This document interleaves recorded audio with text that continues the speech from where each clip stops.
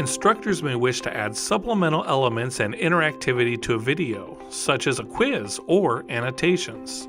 This screencast will demonstrate how to use EdPuzzle to enhance an existing video, such as a screencast recording.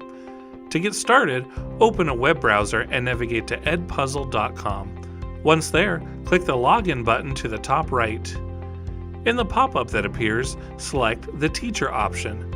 To connect your EdPuzzle account with your PLU Google account, click the Google option. In the new pop-up, enter your PLU email address and click Next.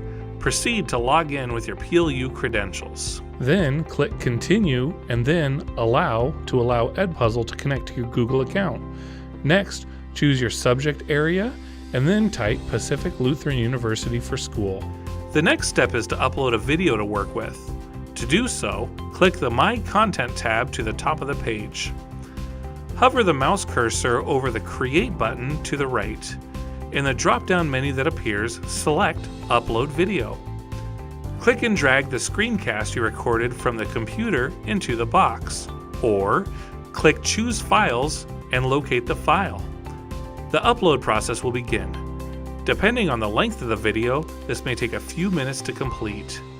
When finished uploading, click Done. The video may take a few additional minutes to process before it can be edited. Once complete, click the video and click Edit from the top of the pop-up to access options. Add and alter elements as desired. Use the crop feature to trim the beginning or end of the video. The audio track option replaces all of the original audio of the video with a new voiceover narration. Audio notes are inserted audio clips that you can add. When the audio notes are played, the video will pause. Use the Quizzes feature to add written comments as well as various types of questions for the student to interact with. When finished editing, click the Finish button to the top right. Add this video to the class created in Assignment 3.5b, or create a new class for your blended or online course. Set other options as desired and click Assign when done.